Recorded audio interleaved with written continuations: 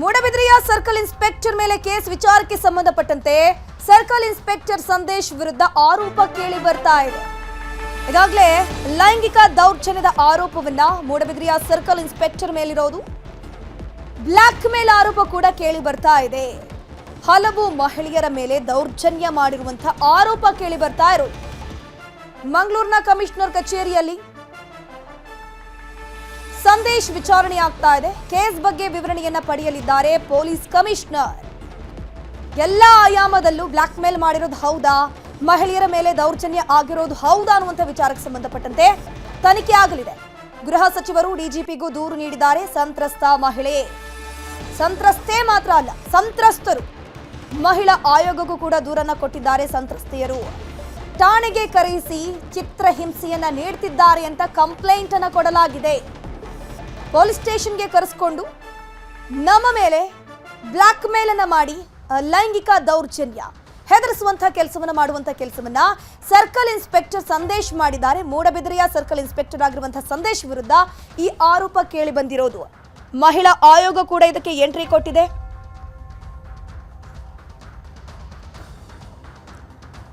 ಮೂಡಬಿದ್ರಿಯ circle inspector ವಿರುದ್ಧ ಗಂಭೀರ ಆರೋಪ ಕೇಳಿ ಬರ್ತಾ ಇರೋದು. ಈಗಾಗಲೇ ಸಂತ್ರಸ್ತೆ ಏನಿದ್ದಾರೆ ಒಂದಷ್ಟು ಸ್ಟೇಟ್ಮೆಂಟ್ಗಳನ್ನ ಕೊಟ್ಟಿದ್ದಾರೆ. ಅದರ ಜೊತೆಗೆ ಒಂದಷ್ಟು ಆಡಿಯೋಗಳು ಕೂಡ ವೈರಲ್ ಆಗಿದೆ.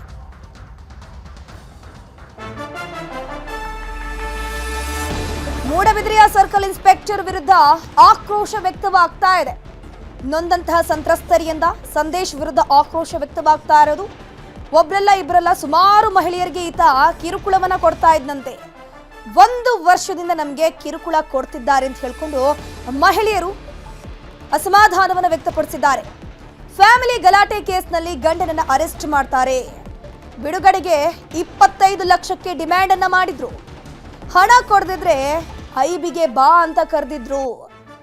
ಹಣ ಕೊಡು, ಇಲ್ಲಾಂದ್ರೆ ನನ್ನ ಜೊತೆ ಬಾ ಅಂತ ಹೇಳ್ಕೊಂಡು ಈ ಸಂದೇಶ್ ವಾರ್ನಿಂಗ್ ಮಾಡ್ತಾ ಇದ್ನಂತೆ. ಬರಲ್ಲ ಅಂತ ಹೇಳಿದಾಗ ನನ್ನನ್ನು ಕೂಡ ಜೈಲಿಗೆ ಕಳಿಸಿದ್ರು. ಹಲವು ಬಾರಿ ಲೈಂಗಿಕ ಕಿರುಕುಳ ನೀಡಿದ್ದಾರೆ ಅಂತ ನ್ಯೂಸ್ 18 ಮುಂದೆ ಸಂತ್ರಸ್ತೆ ನೋವನ್ನ ತೋಡ್ಕೊಂಡಿದ್ದಾರೆ. ಗಲಾಟೆಯ ವಿಚಾರಕ್ಕೆ, ಫ್ಯಾಮಿಲಿ ಗಲಾಟೆ ವಿಚಾರಕ್ಕೆ ಪೊಲೀಸ್ ಸ್ಟೇಷನ್ ಮೆಟ್ಟಿಲೇರುವಂತಹ ಸಂದರ್ಭದಲ್ಲಿ ಗಂಡನನ್ನ ಅರೆಸ್ಟ್ ಮಾಡ್ತಾರೆ. ಅರೆಸ್ಟ್ ಆದ್ಮೇಲೆ ಅದನ್ನ ಬಿಡಿಸ್ಬೇಕು ಅಂತಂದ್ರೆ ನೀನು ನನಗೆ 25 ಲಕ್ಷ ಕೊಡಬೇಕು, ಇಲ್ಲಾಂದ್ರೆ ನನ್ನ ಜೊತೆ ಐಬಿಗ್ ಬಾ ಅಂತ ಹೇಳ್ತಾನಂತೆ. ಸೊ ಇನ್ ಕೇಸ್ ಐಬಿಗ್ ಬರೋದಿಲ್ಲ, ನಾನು ಆ ಥರ ಹೆಣ್ಣಲ್ಲ ಅಂತ ಹೇಳಿದಾಗ ಈತ ಬ್ಲ್ಯಾಕ್ ಮೇಲನ್ನ ಮಾಡೋದಕ್ಕೆ ಶುರು ಮಾಡ್ತಾನಂತೆ. ನಾ ಸಂತ್ರಸ್ತೆ ಜೊತೆ ನಮ್ಮ ಪ್ರತಿನಿಧಿ ಮಂಜುನಾಥ್ ಮಾತನಾಡಿಸಿದ್ದಾರೆ. ಆ ಸಂತ್ರಸ್ತೆ ಏನ್ ಹೇಳಿದ್ದಾರೆ ಬನ್ನಿ ನೋಡ್ಕೊಂಡ್ ಬರೋಣ. ಮೂಡುಬಿದಿರೆಯ ಸರ್ಕಲ್ ಇನ್ಸ್ಪೆಕ್ಟರ್ ಸಂದೇಶ್ ಅವರ ವಿರುದ್ಧವಾಗಿ ಸಾಕಷ್ಟು ಆರೋಪಗಳು ಕೇಳಿ ಬರ್ತಾ ಇರುವಂಥದ್ದು. ಅದರಲ್ಲೂ ಕೂಡ ಒಂದಷ್ಟು ಜನ ಮಹಿಳೆಯರು ಇನ್ಸ್ಪೆಕ್ಟರ್ ಇಂದ ನಮಗೆ ಕಿರುಕುಳ ಆಗಿದೆ ಅನ್ನುವಂಥ ನಿಟ್ಟಿನಲ್ಲಿ ಈಗಾಗಲೇ ಸರ್ಕಾರಕ್ಕೂ ಕೂಡ ಅಷ್ಟೇ ದೂರು ಕೊಡಲು ಬೆಂಗಳೂರಿಗೆ ಆಗಮಿಸಿದ್ದಾರೆ. ಅದರಲ್ಲಿ 2 ಸಂತ್ರಸ್ತ ಮಹಿಳೆಯರೀಗ ನಮ್ಮ ಜೊತೆ ಇದ್ದಾರೆ. ಅವ್ರನ್ನೂ ಕೂಡ ನಾನು ಮಾತನಾಡಿಸ್ತೀನಿ. ಇನ್ಸ್ಪೆಕ್ಟರಿಂದ ಏನೆಲ್ಲ ಕಿರುಕುಳ ಆಗ್ತಾ ಇತ್ತು, ಎಷ್ಟು ವರ್ಷದಿಂದ ಈ ರೀತಿಯ ಕಿರುಕುಳ ಆಗ್ತಿತ್ತು, ಯಾವ ವಿಚಾರಕ್ಕೆ ಇನ್ಸ್ಪೆಕ್ಟರ್ ಕಿರುಕುಳ ಕೊಡ್ತಿದ್ರು ಅನ್ನೋದ್ರ ಬಗ್ಗೆ 2 ಸಂತ್ರಸ್ತೆಯರು ಕೂಡ ಈಗ ನ್ಯೂಸ್ 18 ಜೊತೆ ಇದ್ದಾರೆ. ಅವ್ರನ್ನೂ ಕೂಡ ನಾನು ಮಾತನಾಡಿಸ್ತೀನಿ. ಮೇಡಮ್ ಹೇಳಿ, ಮೂಡುಬಿದಿರೆಯಲ್ಲಿ ನಿಮಗೆ ಇನ್ಸ್ಪೆಕ್ಟರಿಂದ ಕಿರುಕುಳ ಆಗುತ್ತೆ, ಬೆಂಗಳೂರಿಗೆ ಬಂದ ಉದ್ದೇಶ ಏನು, ಎಲ್ಲೆಲ್ಲಿ ಕಂಪ್ಲೇಂಟನ್ನು ಕೊಟ್ಟರು ಇಲ್ಲಿವರೆಗೂ? ನಮಗೆ ಮೂಡುಬಿದ್ರೆಯಲ್ಲಿ ತುಂಬಾ ಸಂದೇಶ್ ಪಿ ಜಿ ಅವರಿಂದ ತುಂಬಾ ಅನ್ಯಾಯ ಆಗಿದೆ ಸರ್. ತುಂಬಾ ಅನ್ಯಾಯ, ತುಂಬ ಕಿರುಕುಳ ಕೊಡ್ತಾ ಇದ್ದಾರೆ. ನಾವು ಕಮಿಷನರಿಗೆ ಕಂಪ್ಲೇಂಟ್ ಕೊಟ್ವಿ. ಕಮಿಷನರ್ ಇಷ್ಟೇ ಹೇಳೋದು, ನಾವು ACPಗೆ ಫಾರ್ವರ್ಡ್ ಮಾಡ್ತೀನಿ, ACP ನಿಮ್ಮನ್ನು ಕರೀತಾರೆ, ಎನ್ಕ್ವೈರಿ ಮಾಡ್ತಾರೆ, ಎನ್ಕ್ವೈರಿ ಮಾಡ್ತಾರೆ ಅಂತ ಹೇಳ್ತಾರೆ. ಆಮೇಲೆ ನಮಗೆ ವಾಪಸ್ ನೋಟಿಸ್ ಹಿಂಬರಹ ಬರುತ್ತೆ, ಸಂದೇಶ್ ಪಿ ಜಿ ಅವರನ್ನು ಎನ್ಕ್ವೈರಿ ಮಾಡಲಾಗಿದೆ, ಈ ಕೇಸನ್ನು ವಿಲೆ ಮಾಡಲಾಗಿದೆ ಅಂತ. ನಮ್ಮನ್ನು ಯಾವುದೇ ಕಾರಣಕ್ಕೆ ಎನ್ಕ್ವೈರಿ ಕರೆಯೋದಿಲ್ಲ. ಅದಾದಮೇಲೆ ನಾವು ವುಮೆನ್ ಕಮಿಷನಿಗೆ ಬರ್ತೀವಿ, ಅಲ್ಲಿ ಕೂಡ ಅದೇ ಆಗುತ್ತೆ, ನಮಗೆ ಯಾವುದೇ ನ್ಯಾಯ ಸಿಗೋದಿಲ್ಲ. ಅವರು ಕೂಡ ಅಲ್ಲಿಂದ ಕಮಿಷನರಿಗೆ ಬರೀತಾರೆ, ಕಮಿಷನರ್ ಅದೇ ಪ್ರೊಸೀಜರ್ ಆಗುತ್ತೆ.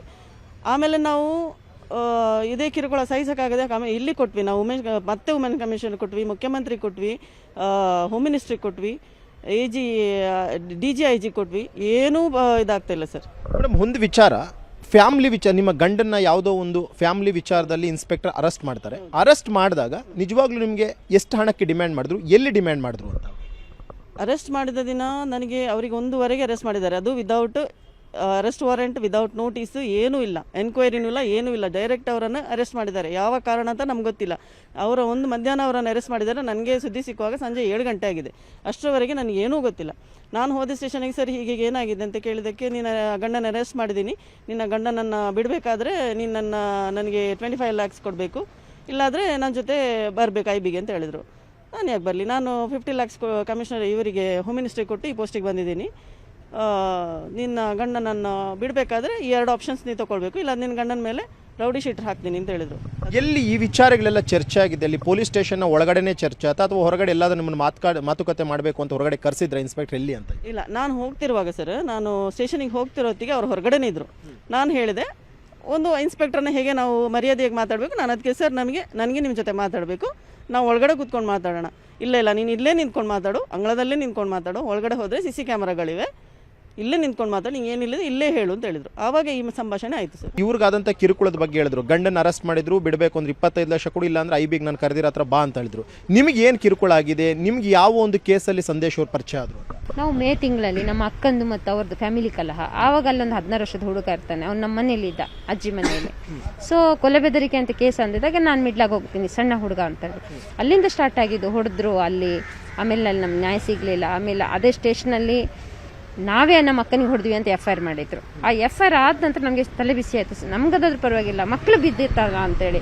ಆಮೇಲೆ ನಮ್ಮ ಫೋನ್ ಬರ್ಲಿಕ್ಕೆ ಸ್ಟಾರ್ಟ್ ಆಯಿತು. ಫೋನಲ್ಲಿ ಒಂದೇ ಮಾತಾಡೋದವ್ರು ನಮಗೆ. ಅಂದರೆ ಆ ಫೋನನ್ನು ರೆಕಾರ್ಡ್ ಮಾಡುವಷ್ಟು ನಮ್ಮ ಹತ್ರ ಪೇಷನ್ಸ್ ಇರಲಿಲ್ಲ ಆ ಟೈಮಲ್ಲಿ. ಯಾಕಂದರೆ ಜಾಮೀನು ಏನಂದರೆ ಇನ್ಸ್ಪೆಕ್ಟರ್ ಮೇಲೆ ಹೋಗ್ತಿರಲ್ಲ, ನೀವು ಅವ್ರು ಹೇಳಿದಾಗೆ ಸಹಕರಿಸಿ, ನೀವು ಅವ್ರನ್ನ ಬಿಟ್ಬಿಡಿ, ನೀವು ಆಸ್ಪತ್ರೆಗೆಲ್ಲ ಹೋಗಿದ್ದೆಲ್ಲ ಡಿಲೀಟ್ ಮಾಡಿ. ನಾವು ಫಸ್ಟಿಗೆಲ್ಲ ಹೋಗಿದ್ವಿ, ಆಸ್ಪತ್ರೆ ಅಡ್ಮಿಟ್ ಆಗಿದ್ವಿ, ಡಿಲೀಟ್ ಮಾಡಿ, ಮತ್ತು ಅವ್ರಿಗೆ ಸಹಕರಿಸಿ, IBಗೆ ಬನ್ನಿ, ರೂಮ್ ಮಾಡ್ತೀವಿ, ಅಲ್ಲಿ ಇರ್ತಾರೆ. ಯಾರು ಮಾತಾಡ್ತಿದ್ರು ಆ ವಿಚಾರಗಳೆಲ್ಲ? ಅವರ ಫ್ರೆಂಡ್ಸ್, ಅವ್ರ ಚೇಳಗಳು ಅಂತ ಫೋನ್ ಮಾಡಿ ಹೇಳ್ತಾ ಇದ್ರ ಅಥವಾ ನೇರವಾಗಿ ನೀವು ಸಿಕ್ಕದಂತ ಸಂದರ್ಭದಲ್ಲಿ ಹೇಳ್ತೀರಾ? ನೇರವಾಗಿ ಸಿಕ್ಕಿಲ್ಲ ನಾವು ಯಾಕಂದ್ರೆ ಮೂಡ್ಬಿದ್ರಿಗೆ ಹೋಗುದಿಲ್ಲ, ನಮ್ಮ ಫೋನ್ಗೆ ಮಾಡೋದು, ಯಾರ್ಯಾರು ನಂಬರದಲ್ಲಿ ಕಾಲ್ ಮಾಡೋದು. ಇನ್ನು ಸಡನ್ ಫೋನ್ ತೆಗಿತೀನಿ, ಯಾಕಂದ್ರೆ ನಮ್ಗೆ ಆ ಟೈಮಲ್ಲೆಲ್ಲ ಲಾಯರ್ದು ಅವ್ರದ್ದು ಅಸಿಸ್ಟೆಂಟ್ ಯಾರಾದ್ರೂ ಇರ್ಬೋದು, ಇಲ್ಲಾಂದ್ರೆ ಬೇರೆ ಯಾರಾದ್ರೂ ಇವ್ರದ್ದು ವಿಷಯ ಸಿಗ್ಬೋದು. ಇವ್ರು ಹೇಳ್ತಾ ಇದ್ರು ನೇರವಾಗಿ ನನ್ನನ್ನು ಅಪ್ರೋಚ್ ಮಾಡ್ತಾ ಇದ್ರು ಇನ್ಸ್ಪೆಕ್ಟರ್, ಅದು ಕೂಡ ಅಷ್ಟೇ ಪೊಲೀಸ್ ಸ್ಟೇಷನ್ ನ ಪಾರ್ಕಿಂಗ್ ನ ಪ್ಲೇಸ್ ಅಲ್ಲಿ ಕರ್ಕೊಂಡು ಹೋಗ್ತಾ ಇದ್ರು ಅಂತ. ಆ ರೀತಿ ಸಂದೇಶ್ ಅವ್ರು ನಿಮ್ಮನ್ನ ಏನಾದ್ರು ನೇರವಾಗಿ ಅಪ್ರೋಚ್ ಮಾಡುವಂತದ್ದು ಏನಾದ್ರು ಆಗಿದೆ? ಅದೇ ದಿವಸ ಅದೇ ಹೊಡೆದ ದಿವಸ ಮೂಡ್ಬಿದ್ದ ಸ್ಟೇಷನ್ CC ಕ್ಯಾಮರಾ ತೆಗೆದು ನಿಂಗೆ ಅದೇ ಯಾರು ಬಾಂಬೆದ್ದು ನಿರ್ಭಯನ್ಗೇನೋ ರೇಪ್ ಮಾಡಿದ್ರು, ಅದೇ ಥರ ನಿನ್ಗೆ ಮಾಡ್ತೀನಿ, ನೀನು ಬಾ ನನ್ನ ಜೊತೆ, ನಿನ್ನ ಮನೆಗೆ ಬರ್ತೀನಿ, ನೀನು ಬರಲಿಲ್ಲ ಅಂದ್ರೆ ನಾನು ನಿನ್ನ ಬಿಡಲ್ಲ. ಅದು ರಫ್ ಆಗಿ, ಅದೊಂದು ಪ್ರೀತಿಯಲ್ಲಿ ಹೇಳೋದು ಅಲ್ಲ, ಒಂದು ಮನುಷ್ಯ ತಮಾಷೆಗೆ ಹೇಳೋದಲ್ಲ, ಗೂಂಡ ವರ್ತನೆ ರಫ್ ಆಗಿ ಹೇಳೋದು. ಅದನ್ನು ಏನೇನು ಮಾತಾಡ್ತಾನೆ. ಅವು ನನ್ನ ಲೆಕ್ಕದಲ್ಲಿ ಅವ್ರಿಗೇನು ಹುಚ್ಚು ಹಿಡ್ದಿದೆ ಅಂತ ಆಗೈತೆ. ಇವತ್ತಿಗೂ ಅವ್ರನ್ನ ಮೆಡಿಕಲ್ ಟೆಸ್ಟ್ ಮಾಡಿದರೆ ಗೊತ್ತಾಗತ್ತೆ ಏನು ಅಂತೇಳಿ. ಓಕೆ, ಕೇಳಿದ್ರಲ್ಲ, ಇದು ಇಬ್ಬರು ಸಂತ್ರಸ್ತರು ಸದ್ಯಕ್ಕೆ ಮೂಡುಬಿದಿರೆ ಸರ್ಕಲ್ ಇನ್ಸ್ಪೆಕ್ಟರ್ ಸಂದೇಶ್ ಅವರ ವಿರುದ್ಧವಾಗಿ ಕಿರುಕುಳದ ಆರೋಪವನ್ನು ಕೊಟ್ಟು ಬೆಂಗಳೂರು ನಗರಕ್ಕೆ ಬಂದಿದ್ದಾರೆ. ಬೆಂಗಳೂರು ನಗರದಲ್ಲೂ ಕೂಡ ಗೃಹ ಸಚಿವರಿಗೆ ದೂರನ್ನು ಕೊಟ್ಟಿದ್ದಾರೆ, CM ಸಿದ್ದರಾಮಯ್ಯವ್ರಿಗೂ ಕೂಡ ದೂರನ್ನು ಕೊಟ್ಟಿದ್ದಾರೆ, DG IGP ಸಲೀಂ ಅವ್ರಿಗೂ ಕೂಡ ದೂರನ್ನು ಕೊಟ್ಟಿದ್ದಾರೆ. ನಿಮಗೆ ನ್ಯಾಯ ಬೇಕು ಅನ್ನುವಂಥ ಒಂದು ಮನವಿಯನ್ನ ಸರ್ಕಾರಕ್ಕೆ ಮಾಡ್ತಿದ್ದಾರೆ. ಕ್ಯಾಮ್ರಾ ಪರ್ಸನ್ ಯೋಗೇಶ್ವರ್ ಜೊತೆ ಮಂಜುನಾಥ್, News 18 ಬೆಂಗಳೂರು. ಮೂಡುಬಿದ್ರೆಯ ಸರ್ಕಲ್ ಇನ್ಸ್ಪೆಕ್ಟರ್ ವಿರುದ್ಧ ಕಿರುಕುಳ ಆರೋಪ ವಿಚಾರಕ್ಕೆ ಸಂಬಂಧಪಟ್ಟ ಹಾಗೆ ಸಂದೇಶ್ PGಗೆ ಬುಲಾವ್ ನೀಡಿದ್ದಾರೆ ಮಂಗಳೂರಿನ ಕಮಿಷನರ್ ಸುಧೀರ್ ಕುಮಾರ್ ರೆಡ್ಡಿ ಎದುರು. ಈಗಾಗಲೇ ಸಂದೇಶ್ ಹಾಜರಾಗಿದ್ದಾರೆ. ಉತ್ತರ ACP ಕಚೇರಿಗೆ ಹಾಜರಾದ ಬಳಿಕ ಭೇಟಿಗೆ ಕಮಿಷನರ್ ಸೂಚನೆಯನ್ನ ಕೊಟ್ಟಿದ್ದಾರೆ. ಮಂಗಳೂರು ಉತ್ತರ ACP ಕಚೇರಿಯಲ್ಲಿ ವಿಚಾರಣೆಗೆ ಸಂದೇಶ್ ಈಗಾಗಲೇ ಹಾಜರಾಗಿದ್ದಾರೆ. ಮಂಗಳೂರು ನಗರ ಉತ್ತರ ACP ಶ್ರೀಕಾಂತ್ ಅವರಿಂದ ಸತತವಾಗಿ ವಿಚಾರಣೆ ನಡೀತಾ ಇತ್ತು. ಕಳೆದ 2 ಗಂಟೆಗಳ ಕಾಲ ವಿಚಾರಣೆ ಆಗ್ತಾ ಇತ್ತು. ಅದನ್ನು ಮುಗಿಸಿ ಈಗ ಸಂದೇಶ್ ಹೊರಗೆ ಬಂದಿದ್ದಾರೆ. ಮಂಗಳೂರಿನ ಪಣಂಬೂರು ACP ಕಚೇರಿಯಲ್ಲಿ 2 ಗಂಟೆಗಳಿಂದ ಇದೇ ವಿಚಾರಕ್ಕೆ, ಇದೇ ಪ್ರಕರಣಕ್ಕೆ ಸಂಬಂಧಪಟ್ಟಂತೆ ವಿಚಾರಣೆ ಆಗ್ತಾ ಇತ್ತು. ತನಿಖೆ ನಡೆಸಿ ವರದಿ ನೀಡುವಂತೆ ಸೂಚನೆ ಕೊಡಲಾಗಿದೆ. ಈಗಾಗಲೇ ಕಮಿಷನರ್ ಕಡೆಯಿಂದ ಬುಲಾವ್ ಬಂದಿದ್ದಿಲ್ಲ, ಅವ್ರ ಬಳಿ ಭೇಟಿ ಆದ್ಮೇಲೆ ಅವರು ಕೂಡ ಒಂದಷ್ಟು ಆಂಗಲ್ನಲ್ಲಿ ತನಿಖೆ ಮಾಡಲಿದ್ದಾರೆ. ಈ ಸಂದೇಶ್ ಏನಿದ್ದಾನೆ CI ಈಗಾಗಲೇ ಉಡುಪಿ ಮತ್ತು ಮಂಗಳೂರಿನ ಹಲವು ಪೊಲೀಸ್ ಠಾಣಾ ವ್ಯಾಪ್ತಿಯಲ್ಲೂ ಕೂಡ ಕೆಲಸವನ್ನ ಮಾಡ್ಕೊಂಡಿರುವಂಥದ್ದು. ಸಂತ್ರಸ್ತರು ಕೂಡ ಈ ಹಿಂದೆ ಒಂದು ಹೇಳಿಕೆಯನ್ನು ಕೊಟ್ಟಿರ್ತಾರೆ, ಏನಪ್ಪಾ ಅಂತಂದ್ರೆ ಆಯಾಯ ಠಾಣಾ ವ್ಯಾಪ್ತಿಯಲ್ಲೂ ಕೂಡ ಲೈಂಗಿಕ ಕಿರುಕುಳಕ್ಕೆ, ಲೈಂಗಿಕ ದೌರ್ಜನ್ಯಕ್ಕೆ ಒಳಗಾದಂತಹ ಮಹಿಳೆಯರು ಕೂಡ ಇದ್ದಾರೆ. ತುಂಬಾ ಜನ ಸಂತ್ರಸ್ತಿಯರು ನಮ್ಮ ರೀತಿ ಈ ಕಿರುಕುಳಕ್ಕೆ ಒಳಗಾದವರು ಇದ್ದಾರೆ. ನಾವು ಇನ್ ಕೇಸ್ ಅದನ್ನ ಪರಿಶೀಲನೆ ಮಾಡಿದಾಗ ತುಂಬಾ ಜನರು ಎದುರು ಬಂದು ಕಂಪ್ಲೇಂಟ್ ಅನ್ನು ಕೊಡುವಂತಹ ಚಾನ್ಸಸ್ ಇರುತ್ತೆ.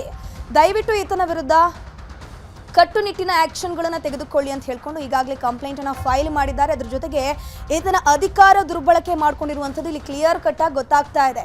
ಅರೆಸ್ಟ್ ಮಾಡುವಂಥದ್ದು, ಬಿಟ್ಕೊಡ್ಬೇಕು ಅಂತಂದ್ರೆ ನನ್ನ ಜೊತೆ ಬಾ ಅಂತ ಹೇಳುವಂಥದ್ದೆಲ್ಲ ಕೆಲಸವನ್ನ ಈತ ಮಾಡ್ತಾನೆ ಬರ್ತಾ ಇದ್ದ. ಸರ್ಕಲ್ ಇನ್ಸ್ಪೆಕ್ಟರ್ ವಿರುದ್ಧ ಲೈಂಗಿಕ ಕಿರುಕುಳ ಆರೋಪಕ್ಕೆ ಸಂಬಂಧಪಟ್ಟ ಹಾಗೆ ಮೂಡುಬಿದಿರೆಯ ಸರ್ಕಲ್ ಇನ್ಸ್ಪೆಕ್ಟರ್ ವಿರುದ್ಧ ದೂರು ದಾಖಲಾಗಿದೆ. ಲೈಂಗಿಕ ಕಿರುಕುಳ ಆರೋಪದ ಬಗ್ಗೆ ತನಿಖೆಗೆ ಶಾಸಕರು ಕೂಡ ಒತ್ತಾಯವನ್ನ ಮಾಡ್ತಾ ಇದ್ದಾರೆ. ಸ್ಥಳೀಯ ಶಾಸಕರು ಈಗ ಮುಂದೆ ಬಂದಿದ್ದಾರೆ. ಸಂದೇಶ್ ಅವರನ್ನ ಅಮಾನತು ಮಾಡಿ ಅಂತ ಹೇಳ್ಕೊಂಡು ತನಿಖೆಗೆ ಶಾಸಕರು ಮನವಿಯನ್ನ ಮಾಡಿಕೊಂಡಿರೋದು. ಮೂಡುಬಿದಿರೆಯ ಶಾಸಕ ಉಮಾನತ್ ಕೋಟ್ಯಾನ್ ಮನವಿಯನ್ನ ಮಾಡಿಕೊಂಡಿದ್ದಾರೆ. ಸಂತ್ರಸ್ತರಿದ್ದಾರೆ, ಬೇಕಾಗಿರುವಂತಹ ಸಾಕ್ಷಿಗಳನ್ನು ಒದಗಿಸ್ತಾರೆ, ಆದಷ್ಟು ಬೇಗ ಈತನ ವಿರುದ್ಧ ಕ್ರಮ ಆಗಬೇಕು ಅಂತ ಹೇಳಿಕೊಂಡು ಗೃಹ ಸಚಿವ ಡಾಕ್ಟರ್ ಜಿ ಪರಮೇಶ್ವರ್ಗೆ ಮನವಿಯನ್ನ ಸಲ್ಲಿಸಿದ್ದಾರೆ. ಮೂಡುಬಿದಿರೆಯ ಶಾಸಕ ಉಮಾನತ್ ಕೋಟ್ಯಾನ್ ಬೆಂಗಳೂರಿನಲ್ಲಿ ಮನವಿಯನ್ನ ಸಲ್ಲಿಸಿರೋದು. ಈಗಾಗಲೇ ಸಂತ್ರಸ್ತರು ಕೂಡ ಬೆಂಗಳೂರಿಗೆ ಬಂದಿದ್ದಾರೆ. ಸಂಬಂಧಪಟ್ಟವರಿಗೆಲ್ಲರಿಗೂ ಕೂಡ ಗಮನಕ್ಕೆ ತರುವಂತಹ ಕೆಲಸವನ್ನ ಮಾಡಿದ್ದಾರೆ. ಕಂಪ್ಲೇಂಟ್ ಕೂಡ ಫೈಲ್ ಆಗಿದೆ. ಮಹಿಳಾ ಆಯೋಗದವರು ಕೂಡ ಎಂಟ್ರಿ ಕೊಟ್ಟು ಅಲ್ಲೂ ಕೂಡ ಸುಮೋಟೋ ಕೇಸನ್ನು ದಾಖಲು ಮಾಡಿಕೊಂಡಿದ್ದಾರೆ. ಪೂರಕ ಆಗಿರುವಂತಹ ಸಾಕ್ಷಿಗಳನ್ನು ಒದಗಿಸಿದ್ರೆ ಈತನ ಅಮಾನತು ಆಗುವಂಥದ್ದು ಕೂಡ ಪಕ್ಕ. ಯಾಕಂದ್ರೆ ಈಗಾಗಲೇ ಆಲ್ರೆಡಿ ನಾವು ನೋಡ್ತಾ ಇದ್ವಿ, ಆತ ಸಂತ್ರಸ್ತೆಯ ಮಹಿಳೆಯ ಮನೆಯ ಕಾಂಪೌಂಡನ್ನು ಹಾರ್ತಾರೆ. ಕೇಳಿದ್ರೆ ಆತನ ಬಳಿ ಯಾಕೆ ಕಾಂಪೌಂಡ್ ಹಾರಿದ್ಯಾ ರಾತ್ರೋರಾತ್ರಿ ಅಂತ ಕೇಳಿದ್ರೆ ಆಕೆ ಸುಸೈಡ್ ಮಾಡಕ್ಕೆ ಹೋಗ್ತಾಳೆ, ಹಾಗಾಗಿ ಆಕೆಯನ್ನ ಉಳಿಸ್ಕೊಳ್ಳುವಂಥ ನಿಟ್ಟಿನಲ್ಲಿ ನಾನು ಹೋಗಿ ರಕ್ಷಣೆ ಮಾಡೋದಕ್ಕೆ ರಾತ್ರಿಯ ಸಂದರ್ಭದಲ್ಲಿ ಆಕೆ ಮನೆಗೆ ಹೋದೆ ಅಂತ ಸ್ಪಷ್ಟನೆಯನ್ನು ಕೊಡ್ತಾನೆ. ಮೂಡಬಿದ್ರೆಯ ಸರ್ಕಲ್ ಇನ್ಸ್ಪೆಕ್ಟರ್ ವಿರುದ್ಧ ಕಿರುಕುಳ ಆರೋಪಕ್ಕೆ ಸಂಬಂಧಪಟ್ಟ ಹಾಗೆ ಸಂತ್ರಸ್ತೆಯ ಆರೋಪ ಸುಳ್ಳು ಅಂತ ಹೇಳಿಕೊಂಡು ಸಂತ್ರಸ್ತೆಯ ಸಹೋದರಿ ಹೇಳಿಕೆಯನ್ನ ಕೊಟ್ಟಿದ್ದಾಳೆ. ಸಹೋದರಿ ವಿರುದ್ಧವೇ ಪ್ರಫುಲ್ಲ ನಾಯಕ್ ಗಂಭೀರ ಆರೋಪವನ್ನ ಮಾಡಿರೋದು. ಇನ್ಸ್ಪೆಕ್ಟರ್ ಅವರನ್ನ ಕೆಲಸದಿಂದ ತೆಗೆಸೋಕೆ ಈ ರೀತಿ ಆರೋಪ ಆಗ್ತಾ ಇದೆ ಅಂತ ಹೇಳ್ಕೊಂಡು ಸಂತ್ರಸ್ತೆಯ ಸಹೋದರಿ ಮಂಗಳೂರಿನಲ್ಲಿ ಹೇಳಿಕೆ ಕೊಟ್ಟಿರೋದು. ಸಂತ್ರಸ್ತೆಯ ಸಹೋದರಿ ಹೆಸರು ಪ್ರಫುಲ್ಲ ನಾಯಕ್ ಅಂತ. ಆಕೆ ಈಗ ಮುಂದೆ ಬಂದಿದ್ದಾಳೆ. ಸಂದೇಶ್ ಅವರನ್ನ ಕೆಲಸದಿಂದ ತೆಗೆಸುವಂತ ನಿಟ್ಟಿನಲ್ಲಿ ಈ ರೀತಿ ಈಕೆ ಮಾಡ್ತಾ ಇದ್ದಾಳೆ. ಇದ್ಯಾವುದು ಕೂಡ ಸತ್ಯ ಅಲ್ಲ, ಇದೆಲ್ಲವೂ ಕೂಡ ಸುಳ್ಳು. ಕೌಟುಂಬಿಕ ಕಲಹ ವಿಚಾರದಲ್ಲಿ ನಾನು ಕೂಡ ಠಾಣೆಗೆ ದೂರನ್ನ ಕೊಟ್ಟಿದ್ದೆ ಅಂತ ಹೇಳ್ಕೊಂಡು ಈಕೆ ಹೇಳ್ತಿದ್ದಾರೆ. ಸಂತ್ರಸ್ತೆ ಈ ವಿಚಾರದಲ್ಲಿ ಪ್ರವೇಶ ಮಾಡುವ ಅವಶ್ಯಕತೆ ಇರಲಿಲ್ಲ. ನಾನು ಕಂಪ್ಲೇಂಟ್ ಕೊಡೋದಕ್ಕೆ ಹೋಗಿದ್ದೆ. ನನ್ನ ಗಂಡ ಮಗನ್ನ ಕರೆತರಲು ಬರುವಂತೆ ದೂರನ್ನ ಕೊಟ್ಟಿದ್ದೆ ಅಂತ ಹೇಳ್ಕೊಂಡು ಪ್ರಫುಲ್ಲ ನಾಯಕ್ ಇಲ್ಲಿ ಸ್ಟೇಟ್ಮೆಂಟ್ ಅನ್ನ ಕೊಟ್ಟಿರೋದು. ಇನ್ಸ್ಪೆಕ್ಟರ್ ಕೆಲಸ ತೆಗೆಸೋದಾಗಿ ಶಪಥ ಮಾಡಿ ಹೋಗಿದ್ದಾಳೆ ನನ್ನ ಸಹೋದರಿ ಹೇಳಿಕೊಟ್ಟು ಬೇರೆಯವರಿಂದ ಸುಳ್ಳನ್ನ ಹೇಳಿಸಿದ್ದಾಳೆ. ಹಣ ಕೊಟ್ರೆ ಈಕೆ ಏನ್ ಬೇಕಾದ್ರೂ ಮಾಡ್ತಾರೆ ಅಂತ ಹೇಳ್ಕೊಂಡು ಸಂತ್ರಸ್ತೆಯ ಸ್ವಂತ ಸಹೋದರಿ ಪ್ರಫುಲ್ಲ ನಾಯಕ್ ಹೇಳಿಕೆಯನ್ನು ಕೊಟ್ಟಿರೋದು. ಇವಳ ಹಿಂದೆ ಬೇರೆಯವರಿದ್ದಾರೆ, ಬೇರೆಯವರ ಕೈವಾಡ ಇದೆ, ಹಣ ಕೊಡ್ತಾರೆ. ಹೋದ ಎಲ್ಲಾ ಕಡೆಯೂ ಕೂಡ ಅಧಿಕಾರಿಗಳ ವಿರುದ್ಧ ಈಕೆ ಇದೇ ರೀತಿ ದೂರನ್ನ ಕೊಡ್ತಾಳೆ ಅಂತ ಹೇಳ್ಕೊಂಡು ಸಂತ್ರಸ್ತೆ ಸಹೋದರಿ ಸ್ಟೇಟ್ಮೆಂಟ್ ಅನ್ನ ಕೊಟ್ಟಿದ್ದಾಳೆ. ನಿನ್ನೆ ನಡೆದಂಥ ಪೊಲೀಸ್ ಇನ್ಸ್ಪೆಕ್ಟರ್ ಸಂದೇಶರ ವಿರುದ್ಧ ಹಲವು ಸುಳ್ಳು ಆರೋಪಗಳು ಕೇಳಿ ಬರುತ್ತಿದ್ದು, ಇದು ಮಾಡಿದ ವ್ಯಕ್ತಿ ಬೇರೆ ಯಾರೂ ಅಲ್ಲ, ನನ್ನ ಸ್ವಂತ ಸಹೋದರಿಯಾದ ಸುಮತಿ ನಾಯ್ಕ. ಇವರ ನಡವಳಿಕೆ ಸರಿಯೇನಿಲ್ಲ. ಇವಳು ನಮ್ಮ ಮರ್ಯಾದೆ ತೆಗಿತಾ ಬರ್ತಾ ಇದ್ದಾಳೆ. ಸಮಾಜದಲ್ಲಿ ಬದುಕಲು ನನಗೆ ತುಂಬ ಕಷ್ಟವಾಗುತ್ತಿದೆ. ಈ ಸಂದೇಶದ ವಿರುದ್ಧ ಇವಳು ಸುಳ್ಳು ಆರೋಪಗಳನ್ನು ಮಾಡುತ್ತಿದ್ದು ನಿಜವಾಗಿದ್ದು ಸುಳ್ಳಾಗಿದೆ. ಇವಳು ಮಡಿವಾಳ ಪೊಲೀಸ್ ಠಾಣೆಯಲ್ಲಿ ಒಂದು ಕೇಸ್ ದಾಖಲಾಗಿದೆ. ವೇಶ್ಯಾವಾಟಿಕೆ ದಂಧೆಯಲ್ಲಿ ಇವಳು ಸಿಕ್ಕಾಕೊಂಡಿದ್ದಾಳೆ. ದಾಖಲೆ ಕೂಡ ನನ್ನಲ್ಲಿ ಇದೆ. ಇವಳು ಒಂದು ಕಾರ್ಕಳದಲ್ಲಿ ಒಂದು ಪ್ರವೀಣ್ ಪಿಂಟೋ ಅಂತ ಒಂದು ವ್ಯಕ್ತಿಗೆ ಚಪ್ಪಲಿಂದ ಹೊಡೆದು ಗೌರ್ಮೆಂಟ್ ಹಾಸ್ಪಿಟಲಲ್ಲಿ ಅಡ್ಮಿಟ್ ಆಗಿ ಸರ್ಟಿಫಿಕೇಟನ್ನು ಹಿಡ್ಕೊಂಡು ಆ ವ್ಯಕ್ತಿ ನನಗೆ ಹೊಡೆದಿದ್ದಾರೆ, ಮಾನನಷ್ಟ ಕೇಸ್ ಹಾಕಿ ಅವರ ಕೈಯಿಂದ 3 ಲಕ್ಷ ರೂಪಾಯಿಯನ್ನು ತೆಗೆದುಕೊಂಡಿದ್ದಾಳೆ. ಅಲ್ಲಲ್ಲಿ ತುಂಬ ಕಡೆಯಲ್ಲಿ ಇವಳ ಕೇಸ್ ಇದೆ. ಎಲ್ಲ ಕಡೆಯಲ್ಲಿ ಇಂಥದ್ದೇ ಕೆಲಸ ಮಾಡ್ತಾ ಇದ್ದಾಳೆ ಅವಳು. ಗ್ರೆಜ್ಜಿನಿಂದ ಅವಳು 1 ವರ್ಷದಿಂದ ಆ ಇನ್ಸ್ಪೆಕ್ಟರಿಗೆ ಇಲ್ಲ ಸಲ್ಲದ ಆರೋಪಗಳನ್ನು ಮಾಡಿಕೊಂಡು 1 ವರ್ಷದಿಂದ ಅವರನ್ನು ಅಧಿಕಾರದಿಂದ ಕೆಳಗೆ ಇಳಿಸಬೇಕಂತ ಹಠದಿಂದ ಅವಳು ಹೀಗೆಲ್ಲ ಮಾಡ್ತಿದ್ದಾಳೆ. ಇಲ್ಲಿ ಏನು ಆಗು ಹೋಗುಗಳನ್ನ ನಮ್ಮ ಅಬ್ಸರ್ವೇಷನ್ ಇದೆ. ಮತ್ತು ಅದೇ ರೀತಿ ಅದೇ ಅಧಿಕಾರಿಗೆ ಸಿದ್ದರಾಮಯ್ಯ ಅವರಿಂದ ಅವಾರ್ಡ್ ಬಂತು. ಯಾಕೆ ಬಂತು? ಈ ಥರ ವ್ಯಕ್ತಿ ಯಾಕೆ ಕೊಡ್ತಾರೆ? ಮತ್ತು ಅದರಲ್ಲಿ ಅಲೆಗೇಷನ್ ಮಾಡಿದರೆ ಸಿದ್ದರಾಮಯ್ಯ ಅವ್ರಿಗೆ ಲಂಚ ಕೊಟ್ಟು ಅದೆಲ್ಲ ಸುಳ್ಳಲ್ವಾ? ಈಗ ನಾನು ಅರ್ಜಿ ಕೊಟ್ಬಿಟ್ರೆ ನೀವು ಅಪರಾಧ ಆಗ್ತೀರಾ? ಆ ಕಾಮುಕನ ವರ್ಡ್ ಯೂಸ್ ಮಾಡೋದು ತಪ್ಪಾಗುತ್ತೆ. ಅವರೇನು ಬೆತ್ತಲೆ ಕಾಣಿಸಿದಾರಾ? ಹೇಳಿ, ಬೆತ್ತಲೆ ಕಾಣಿಸಿದಾರಾ? ಒಂದು ಹೆಂಗಸ್ರ ಜೊತೆ ಇದ್ದಾರಾ? ಆ ಫುಟೇಜ್ ನೋಡಿ ಸ್ವಲ್ಪ ಅಬ್ಸರ್ವೇಷನ್ ಮಾಡಿ. ಒಂದು ಅಣ್ಣ ತಂಗಿ ಜೊತೆ ಇರ್ಬೋದು, ಇತ್ತು ಅಣ್ಣ ತಂಗಿ ಜೊತೆ ಗಾಡೀಲಿ ಹೋದ್ರೆ ಅಂದರೆ ಮಿಸ್ಅಂಡರ್ಸ್ಟ್ಯಾಂಡಿಂಗ್ ಮಾಡೋಕ್ಕಾಗುತ್ತಾ? ನಿಮಗೆ ಕ್ಲಾರಿಟಿ ಬೇಕಂದರೆ ಮೂಡುಬಿದ್ರೆ ಸುತ್ತಮುತ್ತ ರೌಂಡ್ ಅಪ್ ಮಾಡಿ ಎಲ್ಲಾದರೂ ಪ್ರೈಸ್ ಕೇಳಿ, ಅವ್ರ ಬಗ್ಗೆ ಕೇಳ್ತಾರೆ. ಕಳೆದ 3 ವರ್ಷದ ಹಿಂದೆ ಈ ಮೂಡುಬಿದ್ರೆ ಯಾವ ಥರ ಇತ್ತು, ಯಾವಾಗ ನೋಡು ಗಲಾಟೆ, ದಂಧೆಗಳು, ಆ ಗಾಂಜಾ ಇದು ಈಗ ಇಷ್ಟು ನೀಟಾಗಿದೆ ಅಂದರೆ ಅದಕ್ಕೆ ಕಾರಣ ಇವರೇ ಅಲ್ವಾ? ಇಂಥ ಅಧಿಕಾರಿ ಬಗ್ಗೆ ಯಾಕೆ ಸುಳ್ಳು ಆರೋಪ ಮಾಡೋದು? ರಾಜ್ಯ ಮಹಿಳಾ ಆಯೋಗದಲ್ಲಿ ಈಗಾಗಲೇ ಇದೇ ವಿಚಾರಕ್ಕೆ ಸಂಬಂಧಪಟ್ಟ ಹಾಗೆ ಸುಮೋಟೋ ಕೇಸ್ ದಾಖಲಾಗಿದೆ. ಮೂಡಬಿದ್ರೆ ಸರ್ಕಲ್ ಇನ್ಸ್ಪೆಕ್ಟರ್ ವಿರುದ್ಧ ಕೇಸ್ ದಾಖಲಾಗಿರೋದು. ಸರ್ಕಲ್ ಇನ್ಸ್ಪೆಕ್ಟರ್ ಸಂದೇಶ್ ವಿರುದ್ಧ ಕೇಸ್ ದಾಖಲಾಗಿದೆ. ಸುಮೋಟೋ ಕೇಸನ್ನು ದಾಖಲಿಸಿದ್ದಾರೆ. ಮಂಗಳೂರು ಕಮಿಷನರ್ಗೆ ಪತ್ರವನ್ನು ಕೂಡ ಬರೆದಿದ್ದಾರೆ. ಕ್ಲಾರಿಟಿ ಕೇಳಿಸಿಕೊಳ್ಳೋದಕ್ಕೆ 2 ವಾರದಲ್ಲಿ ವರದಿ ನೀಡುವಂತೆ ಪತ್ರ ಬರೆದಿದ್ದಾರೆ ಮಹಿಳಾ ಆಯೋಗ. ಸಂತ್ರಸ್ತೆ ಈ ಹಿಂದೆ ಜೂನ್ನಲ್ಲಿ ದೂರನ್ನ ಕೊಟ್ಟಿದ್ರು. ಹೀಗಂತ ನಾಗಲಕ್ಷ್ಮಿ ಚೌಧರಿಯ ಮುಂದಾಳತ್ವದಲ್ಲಿ ದೂರು ದಾಖಲಾಗಿದೆ. ದೂರನ್ನು ಆಧರಿಸಿ ಎಸ್ಪಿಗೆ ಪತ್ರ ಬರೆಯಲಾಗಿತ್ತು. ಸಾಕ್ಷ್ಯ ಇಲ್ಲ ಅಂತವರು ಹೇಳಿದ್ರಂತೆ. ಈಗ ಮತ್ತಷ್ಟು ಸಂತ್ರಸ್ತೆಯರಿದ್ದಾರೆ ಅಂತ ಗೊತ್ತಾಗ್ತಾ ಇದೆ. ಈ ಬಗ್ಗೆಯೂ ಕೂಡ ಎಸ್ಪಿ ಹಾಗೂ ಕಮಿಷನರ್ಗೆ ವರದಿ ಕೇಳಿ ಪತ್ರದ ಜೊತೆಗೆ ಇನ್ಸ್ಪೆಕ್ಟರ್ ವಿರುದ್ಧದ ಕ್ರಮ ಬಗ್ಗೆಯೂ ಕೂಡ ಕೇಳಿದ್ದೀನಿ ಅಂತ ಹೇಳಿಕೊಂಡು ನ್ಯೂಸ್ 18ಗೆ ಮಹಿಳಾ ಆಯೋಗದ ಅಧ್ಯಕ್ಷೆ ನಾಗಲಕ್ಷ್ಮಿ ಚೌಧರಿ ಹೇಳಿಕೆಯನ್ನು ನೀಡಿದ್ದಾರೆ. ಮೂಡುಬಿದ್ರೆ ಸರ್ಕಲ್ ಇನ್ಸ್ಪೆಕ್ಟರ್ ವಿರುದ್ಧ ಕಿರುಕುಳದ ಆರೋಪ ಕೇಳಿಬಂದಿರುವಂತಹದ್ದು. ಒಂದಷ್ಟು ಜನ ಸಂತ್ರಸ್ತರಿಗಾಗಲೇ ಹಲವು ಕಡೆಗಳು ದೂರನ್ನ ಕೊಟ್ಟಿದ್ರೆ, ಜೊತೆಗೆ ರಾಜ್ಯ ಮಹಿಳಾ ಆಯೋಗಕ್ಕೂ ಕೂಡ ದೂರನ್ನ ಕೊಟ್ಟಿರುವಂಥದ್ದು. ಈ ಬಗ್ಗೆ ಪ್ರತಿಕ್ರಿಯೆಯನ್ನು ನೀಡೋದಕ್ಕೆ ರಾಜ್ಯ ಮಹಿಳಾ ಆಯೋಗದ ಅಧ್ಯಕ್ಷೆ ಆಗಿರುವಂತಹ ನಾಗಲಕ್ಷ್ಮಿ ಚೌಧರಿ ಅವರು ಈಗ ನ್ಯೂಸ್ 18 ಜೊತೆ ಇದ್ದಾರೆ. ಅವ್ರನ್ನೂ ಕೂಡ ನಾನು ಮಾತನಾಡಿಸ್ತೀನಿ. ಮೇಡಮ್, ಮೂಡುಬಿದ್ರೆಯಲ್ಲಿ ಸರ್ಕಲ್ ಇನ್ಸ್ಪೆಕ್ಟರ್ ಒಂದಷ್ಟು ಜನ ಮಹಿಳೆಯರು ಕಿರುಕುಳ ಕೊಟ್ಟಿದ್ದಾರೆ ಅನ್ನುವಂಥದ್ದು ಈಗ ದೃಶ್ಯ ಮಾಧ್ಯಮದಲ್ಲಿ ನೀವು ಕೂಡ ನೋಡಿದ್ರಿ. ಇದ್ರ ಬಗ್ಗೆ ನಿಮ್ಮ ಹತ್ರ ಏನಾದರೂ ದೂರು ಬಂದಿತ್ತಾ? ಆ ದೂರಿನ ಅನ್ವಯವಾಗಿ ನೀವೇನಾದರೂ ಆ್ಯಕ್ಷನ್ ಮಾಡಿದ್ರೆ ಹೇಗೆ? ನನಗೆ ಪ್ರಶ್ನೆ ಮಾಡಿದ್ಮೇಲೆ ನಾನು ಆಫೀಸಲ್ಲಿ ಕೇಳಿದೆ. ಹೋದ ವರ್ಷ ಜೂನ್ ತಿಂಗಳಲ್ಲಿ ಕಂಪ್ಲೇಂಟ್ ಮಾಡಿದ್ದಾರೆ ಒಬ್ಬರು. ಯೂಶ್ವಲಿ ಯಾವುದೇ ಒಂದು ಕಂಪ್ಲೇಂಟ್ ಬಂದರೆ ನಾವು ಅಲ್ಲಿನ SP, DCP, ಕಮಿಷ್ನರು ಅವ್ರಿಗೆ ಬರಿತೀವಿ, ಅಂದರೆ ಪೊಲೀಸ್ ವರಿಷ್ಠ ಅಧಿಕಾರಿಗಳಿಗೆ ಬರಿತೀವಿ. ಸೊ ಅವ್ರೇನು ಮಾಡ್ತಾರೆ, ಅಲ್ಲಿ ಅವರನ್ನು ಕರೆಸಿ ಇವರನ್ನು ಕರೆಸಿ ಒಂದು ತನಿಖೆ ಮಾಡಿ ನಮಗೆ ರಿಪೋರ್ಟ್ ಕಳಿಸ್ತಾರೆ. ಆ ಹೆಣ್ಮಗಳು ಏನು ಕೇಳಿದ್ಲು, ಏನು ರಕ್ಷಣೆ ಕೇಳಿದ್ಲಾ ಅಥವಾ ಪೊಲೀಸ್ ಅಧಿಕಾರಿ ಮೇಲೆ ಏನಾದರೂ ಕಂಪ್ಲೇಂಟ್ ಮಾಡಿದ್ರಾ, ಇದ್ರ ಬಗ್ಗೆ. ಸೊ ಆ ರಿಪೋರ್ಟೂ ನಮಗೆ ಬಂದಿದೆ. ಆಮೇಲೆ ಅವ್ರಿಗೂ ಒಂದು ಎಂಡಾರ್ಸ್ಮೆಂಟ್ ಕೊಡ್ತಾರೆ, ಏನು ಆ ವಿಕ್ಟಿಮ್ ಇರ್ತಾರೆ. ಸೊ ಅದಾಗಿದೆ. ತದನಂತರದಲ್ಲಿ ನಿನ್ನೆ ನಾನು ಮಾಧ್ಯಮಗಳಲ್ಲೆಲ್ಲ ನೋಡಿದ್ದು, ಇಮಿಡಿಯೇಟ್ಲಿ ಮಾಧ್ಯಮದಲ್ಲಿ ನಾವು ನೋಡಿದ ತಕ್ಷಣವೇ ಸುಮೋಟೋ ಕೇಸ್ ನಾವೇ ದಾಖಲು ಮಾಡಿಕೊಂಡು ಕಮಿಷನರ್ಗೆ, ದಕ್ಷಿಣ ಕನ್ನಡ ಕಮಿಷನರ್ ಅವ್ರಿಗೆ ನಾವು ಪತ್ರವನ್ನು ಬರೆದಿದ್ದೀವಿ. ಮತ್ತು ನಾನು ಕಮಿಷನರ್ ಜೊತೆ ಖುದ್ದಾಗಿ ಮಾತಾಡಿದೆ. ಅವರಂದರು ಸಂತ್ರಸ್ತೆ ನಮ್ಮ ಹತ್ರ ಬಂದಿಲ್ಲ, ಯಾವಾಗಲೂ ಕಂಪ್ಲೇಂಟ್ ಕೊಟ್ಟಿಲ್ಲ. ಸೊ ಹಾಗಾಗಿ ಕೊಟ್ಟರೆ ನಾವು ಖಂಡಿತವಾಗ್ಲೂ ತನಿಖೆ ಮಾಡ್ತೀವಿ ಅಂತ ಅವರಂದರು. ಬೆಳಗ್ಗೆ ನಾನು ಮಾನ್ಯ ಗೃಹ ಸಚಿವರನ್ನ ಭೇಟಿ ಮಾಡಿದೆ. ಭೇಟಿ ಮಾಡಿದ್ಮೇಲೆ ಗೃಹ ಸಚಿವರು ಸಹ ಮಾತಾಡಿದ್ದಾರೆ. ಆಲ್ರೆಡಿ ಎಲ್ಲ ಎವಿಡೆನ್ಸಸ್ ಜೊತೆ ಸಂತ್ರಸ್ತೆಯರು ಮಾಧ್ಯಮಗಳಲ್ಲಿ ಬಂದು ಹೇಳ್ತಾ ಇದ್ದಾರೆ. ಸೊ ನೋಡಿದಾಗ ಪ್ರೈಮಾ ಫೇಸಿ ಇವರೇ ಕಾಣ್ತಾರೆ, ಯಾರು ಆ ಪೊಲೀಸ್ ಇನ್ಸ್ಪೆಕ್ಟ್ರು. ಸೊ ಇವರು ಇಮಿಡಿಯೇಟ್ಲಿ ಅವ್ರಿಗೆ ಕ್ರಮ ತಗೋಬೋದು, ಅವ್ರ ಮೇಲೆ ಅವ್ರನ್ನ ಸಸ್ಪೆಂಡ್ ಮಾಡ್ಬೋದು, ಆಮೇಲೆ ತನಿಖೆಯನ್ನು ಪ್ರಾರಂಭ ಮಾಡ್ಬೋದು, ಅವರೇ ಸುಮೋಟೋ ಕೇಸ್ ಸಹ ದಾಖಲು ಮಾಡ್ಕೋಬೋದು. ಈಗ ನಾವಂತೂ ಆಯೋಗದಿಂದ ನಾವು ಪತ್ರವನ್ನು ಬರೆದಿದ್ದೀವಿ. ಅವರು ವರದಿ ಕ್ರಮವನ್ನು ತಗೊಂಡು ಅವ್ರು ಏನು ತನಿಖೆಯನ್ನು ಮಾಡಿದ್ದಾರೆ ಪ್ರತಿಯೊಂದೂ ಸಹ ನಮಗೆ ವರದಿಯನ್ನು, ಆ ತನಿಖೆಯಲ್ಲಿ ಏನು ಅವರು ಇದರಲ್ಲಿ ಯಾವುದೇ ಥರದಲ್ಲಿ ಇನ್ವಾಲ್ವ್ ಆಗಿಲ್ಲ ಅಂತ ನಮಗೆ ರಿಪೋರ್ಟ್ ಕೊಟ್ಟಿದ್ದಾರೆ. ಅಲ್ಲಿ ಅವ್ರಿಗೆ ನ್ಯಾಯ ಅದು ಸಿಕ್ಕಿಲ್ಲ, ಬಟ್ ಅವ್ರು ತನಿಖೆ ಮಾಡಿ ನಮ್ಗೆ ವರದಿ ಕಳಿಸ್ಬಿಟ್ಟಿದ್ದಾರೆ. ಬಟ್ ನಂತರದಲ್ಲಿ ಇವಾಗ ಅವರು ಬಂದಿದ್ದಾರೆ. ಈಗ ಬಂದು ಆಮೇಲೆ ಒಬ್ಬರೇ ಇಲ್ಲ, ಇದರಲ್ಲಿ ಹಲವಾರು ಸಂತ್ರಸ್ತೆಯರಿದ್ದಾರೆ. ಸೊ ಅದು ಸಂಪೂರ್ಣವಾಗಿ ತನಿಖೆ ಆಗಬೇಕು. Thank you. ಕೇಳಿದ್ರಲ್ಲ, ಇದಿಷ್ಟು ನಾಗಲಕ್ಷ್ಮಿ ಚೌಧರಿ ಅವರ ಮಾತು. ಕ್ಯಾಮರಾ ಪರ್ಸನ್ ಯೋಗೇಶ್ವರ್ ಜೊತೆ ಮಂಜುನಾಥ್, ನ್ಯೂಸ್ 18 ಬೆಂಗಳೂರು. ರಾಜ್ಯದಲ್ಲಿ ಸಿಎಂ ಕುರ್ಚಿ ಕಿತ್ತಾಟಕ್ಕೆ ತಾತ್ಕಾಲಿಕವಾಗಿ ಬ್ರೇಕ್ ಬಿದ್ದಿದೆ. ಉಪಚುನಾವಣೆ ಮುಗಿದ ಬಳಿಕ ಹೈಕಮಾಂಡ್ ಭೇಟಿ ಮಾಡುತ್ತಾ ಎಲ್ಲರೂ ಕೂಡ ನಿರ್ಧಾರವನ್ನು ಮಾಡಿದ್ದಾರೆ. ಏಪ್ರಿಲ್ 11ಕ್ಕೆ ಹೈಕಮಾಂಡ್ ಭೇಟಿಗೆ ನಿರ್ಧರಿಸಿದ್ದಾರೆ ಶಾಸಕರು. ಸಿಎಂ ಕುರ್ಚಿ ಕಿತ್ತಾಟ ಒಂದ್ ಕಡೆ, ಇನ್ನೊಂದ್ ಕಡೆ ಮಿನಿಸ್ಟ್ರಿ ಬೇಕು ಅನ್ನುವಂಥ ನಿಟ್ಟಿನಲ್ಲೂ ಕೂಡ ಶಾಸಕರು ಡಿಮ್ಯಾಂಡ್ ಅನ್ನು ಮಾಡ್ತಾ ಇದ್ದಾರಲ್ವಾ. ಉಪಚುನಾವಣೆ ಮುಗಿಲಿ, ಏಪ್ರಿಲ್ 11ಕ್ಕೆ ಹೋಗೋಣ ಅಂತ ಹೇಳ್ಕೊಂಡು ಎಲ್ಲಾ ಶಾಸಕರು ನಿರ್ಧಾರವನ್ನ ಮಾಡಿರೋದು. ಸಿಎಂ ಸಿದ್ದರಾಮಯ್ಯ ಅವರಿಂದಲೂ ಕೂಡ ಶಾಸಕರಿಗೆ ಭರವಸೆಯನ್ನ ನೀಡಲಾಗಿದೆ.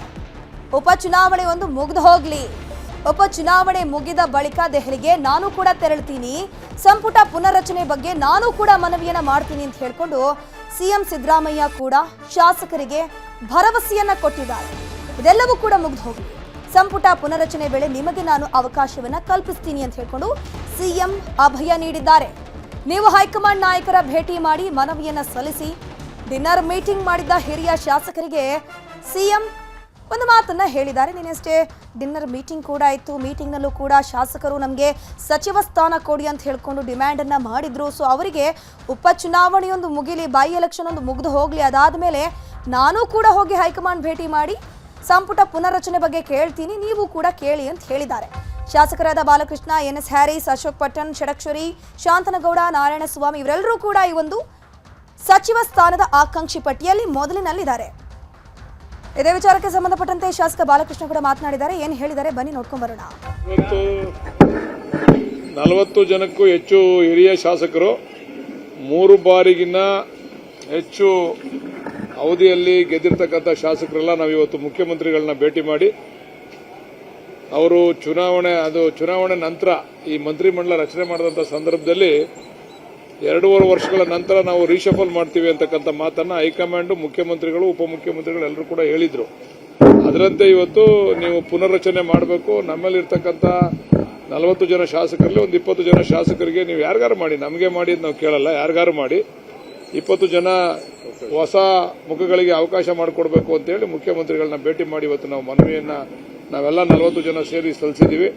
ಮತ್ತೆ ಈಗ ಇದಾದ ನಂತರ ಉಪಚುನಾವಣೆಗಳು ಮತ್ತೆ ಬೇರೆ ಬೇರೆ ರಾಜ್ಯದ ಚುನಾವಣೆಗಳ ಆದ ನಂತರ ನಾವು ಹೈಕಮಾಂಡ್ನ ಭೇಟಿ ಮಾಡಬೇಕು ಅಂತ ತೀರ್ಮಾನ ಮಾಡಿ ನಮ್ಗೆ ಅವಕಾಶ ಮಾಡಿಕೊಡ್ಬೇಕು ಅಂತ ಒತ್ತಾಯ ಮಾಡ್ತಾ ಇದ್ದೀವಿ. ಹೈಕಮಾಂಡ್ ಪ್ರತಿಗೆ ಮಾಡೋಣ ಅಂತ ಹೇಳಿದ್ರು. ಅವ್ರು ಹೇಳಿದ್ರು ನಾನು ಹೋಗ್ತೀನಿ ಅಂತ ಹೇಳಿದ್ದಾರೆ. ನಾನು ಮಾತಾಡ್ತೀನಿ, ನೀವು ಹೋಗಿ ಮಾತಾಡಿ ಅಂತ ಹೇಳಿದ್ರು. ನಾನು ಚುನಾವಣೆ ಆದ್ಮೇಲೆ ದೆಹಲಿಗೆ ಹೋಗ್ತೀನಿ ಅಂತ ಹೇಳಿದ್ದಾರೆ. ನಾಯಕತ್ವ ಗೊಂದಲಕ್ಕೂ ನಮಗೆ ಸಂಬಂಧ ಇಲ್ಲ. ನಾವು ನಾಯಕತ್ವದ ಗೊಂದಲ ಅದು ಹೈಕಮಾಂಡ್ ತೀರ್ಮಾನ ಮಾಡಬೇಕು, ನಮ್ದಲ್ಲ ವಿಚಾರ ಅದು. ಇದ್ರ ಬಗ್ಗೆ ಹೆಚ್ಚಿನ ಮಾಹಿತಿ ನೀಡ್ತಾ ಹೋಗ್ತಾರೆ ನಮ್ಮ ಪ್ರತಿನಿಧಿ ಕೃಷ್ಣ. ನೇರ ಸಂಪರ್ಕದಲ್ಲಿ ಜಾಯಿನ್ ಆಗಿದ್ದಾರೆ. ಕೃಷ್ಣ, ನಿನ್ನೆ ಡಿನ್ನರ್ ಮೀಟಿಂಗ್ ಆಯಿತು, ಇವತ್ತು ಕೂಡ ಕೆಲ ಶಾಸಕರು ಹೋಗಿ ಸಿಎಂ ಸಿದ್ದರಾಮಯ್ಯ ಅವರನ್ನ ಭೇಟಿ ಮಾಡಿಕೊಂಡು ಮನವಿಯನ್ನು ಸಲ್ಲಿಸಿದ್ದಾರೆ. ಬೈ ಎಲೆಕ್ಷನ್ ಆದ್ಮೇಲಾದ್ರೂ ಸಚಿವ ಸಂಪುಟ ಪುನರ್ರಚನೆ ವಿಸ್ತರಣೆ ಆಗತ್ತಾ? ಅದ್ರ ಜೊತೆಗೆ ಈಗಾಗಲೇ 2 ವರ್ಷಕ್ಕೆ ರೀಶಫಲ್ ಆಗುತ್ತೆ ಅಂತ ಹೇಳ್ತಾರೆ. 3 ವರ್ಷ ಕಂಪ್ಲೀಟ್ ಆಗ್ತಾ ಬರ್ತಾ ಇದೆ. ಈಗ ಉಳಿದ ಶಾಸಕರು ಯಾವಾಗ ಹೈಕಮಾಂಡ್ ಅವರನ್ನ ಭೇಟಿ ಆಗಬಹುದು? ಧನುಶ್ರೀ, ಆ ರೀತಿಯಾದಂಥ ಪ್ರಶ್ನೆಗಳು ಇನ್ನೂ ಕೂಡ ರಾಜ್ಯ ಕಾಂಗ್ರೆಸ್ನಲ್ಲಿ ಇರುವಂಥದ್ದು. ಆದರೆ ಈ ಒಂದು ಪ್ರಶ್ನೆಗೆ ಉತ್ತರ ಕೊಡುವಂಥದ್ದು ಕಾಂಗ್ರೆಸ್ ಹೈಕಮಾಂಡ್. ಆದರೆ ಈಗ 5 ರಾಜ್ಯಗಳ ಚುನಾವಣೆ ಕೂಡ ಘೋಷಣೆ ಆಗಿದೆ ಮತ್ತು ರಾಜ್ಯದಲ್ಲಿ 2 ಉಪಚುನಾವಣೆ ಕೂಡ ಈಗ ನಡೀತಿರುವಂಥದ್ದು.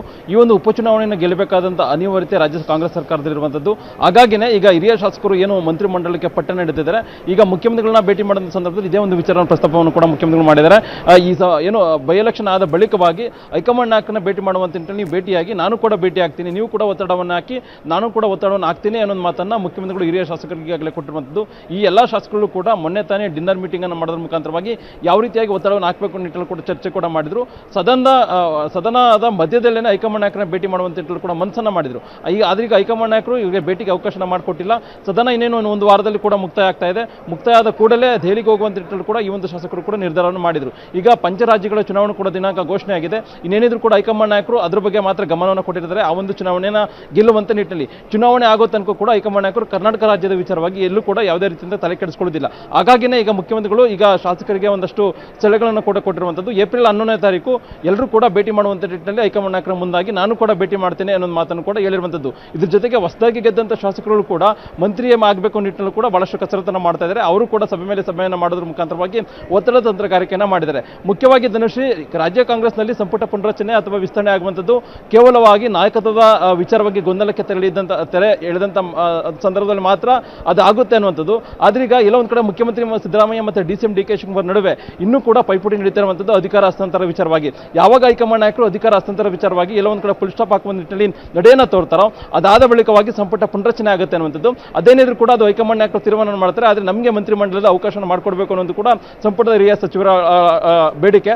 ಹಾಗಾಗಿನೇ ಒಂದಷ್ಟು ಜನ ಕಳೆದ ವಿಧಾನಸಭಾ ಚುನಾವಣೆಯಲ್ಲಿ ಬಿಜೆಪಿ ಮತ್ತು ಜೆಡಿಎಸ್ ಇದ್ದಂಥ ಶಾಸಕರೆಲ್ಲರೂ ಕೂಡ ಈಗಾಗಲೇ ಕಾಂಗ್ರೆಸ್ನಲ್ಲಿ ಬಂದು ಗೆದ್ದು ಈಗ ಮಂತ್ರಿಗೋಸ್ಕರ ಕನಸನ್ನು ಕೂಡ ಕಾಣ್ತಾ ಇದ್ದಾರೆ. ಮತ್ತೆ ನೀವು ಹೇಳಿದಂಗೆ ಕಾಂಗ್ರೆಸ್ ಸರ್ಕಾರ ಅಧಿಕಾರ ವಹಿಸಿ 3 ವರ್ಷಗಳು ಕೂಡ ಇನ್ನೇನು ಪೂರೈಸ್ತಾ ಇದ್ದಾರೆ. ಇನ್ನು ಕೇವಲವಾಗಿ 2 ವರ್ಷ ಇರುತ್ತೆ. ಅದ್ರಲ್ಲಿ 6 ತಿಂಗಳು ವಿಧಾನಸಭಾ ಚುನಾವಣೆಗೆ ಬಿಟ್ಬಿಟ್ರೆ ಅದ್ರಲ್ಲಿ 1.5 ವರ್ಷ ಮಾತ್ರ ಅವರಿಗೆ ಕೆಲಸ ಮಾಡೋದಕ್ಕೆ ಮತ್ತೆ ಬೇರೆ ಬೇರೆ ರೀತಿಯಂತ ಸಹಾಯ ಪಡ್ಕೊಳ್ಳೋದಕ್ಕೂ ಕೂಡ ಕಾರಣವಾಗುತ್ತೆ ಆ ಒಂದು 1.5 ವರ್ಷಗಳಿಗೆ. ಹಾಗಾಗಿನೇ ಸಂಪುಟ ವಿಸ್ತರಣೆಯನ್ನು ಮಾಡಲೇಬೇಕು ನಿಟ್ಟಿನಲ್ಲಿ ಸಚಿವರುಗಳು ಈಗಾಗಲೇ ಒತ್ತಡವನ್ನು ಹಾಕ್ತಾ ಇದ್ದಾರೆ. ಮುಖ್ಯಮಂತ್ರಿಗಳು ಕೂಡ ಸದ್ಯಕ್ಕೆ ಭರವಸೆಯನ್ನು ಕೊಟ್ಟಿದ್ದಾರೆ. ಮುಖ್ಯವಾಗಿ ಏಪ್ರಿಲ್ 11ನೇ ತಾರೀಕು ಹೋಗೋಣ, ಅಂದ್ರೆ ಏಪ್ರಿಲ್ 9ನೇ ತಾರೀಕು ಚುನಾವಣೆ ಎಲ್ಲ ಕೂಡ ಮುಕ್ತಾಯ ಆಗುತ್ತೆ. ಹೈಕಮಾಂಡ್ ನಾಯಕರನ್ನು ಭೇಟಿ ಮಾಡುವಂತ ನಿಟ್ಟಿನಲ್ಲಿ ಕೂಡ ನಾನು ಮುಂದಾಗ್ತೇನೆ, ನೀವು ಕೂಡ ಮುಂದಾಗಿ ಒಂದು ಸಲಹೆಗಳನ್ನು ಕೂಡ ಕೊಟ್ಟಿದ್ದಾರೆ. ಹೈಕಮಾಂಡ್ ನಾಯಕರು ಯಾವ ರೀತಿಯಾಗಿ ನಡೆಯನ್ನು ತೋರ್ತಾರೆ, ಅದರ ಮತ್ತೆ ನಾಯಕತ್ವದ ಬದಲಾವಣೆ ವಿಚಾರದಲ್ಲಿ ಏನು ನಡೆಯನ್ನು ತೋರ್ತಾರೆ, ಅದರ ಆಧಾರದ ಮೇಲೆ ಈ ಒಂದು ಸಚಿವ ಸಂಪುಟದಲ್ಲಿ ಏನು ಕನಸನ್ನ ಕಾಡ್ತಿದ್ದಾರೆ ಶಾಸಕರು, ಆ ಒಂದು ಭವಿಷ್ಯ ನಿರ್ಧಾರ ಆಗುವಂಥದ್ದು. ಧನುಶ್ರೀ, ಥ್ಯಾಂಕ್ ಯು ಕೃಷ್ಣ ತಮ್ಮೆಲ್ಲ ಮಾಹಿತಿಗಾಗಿ.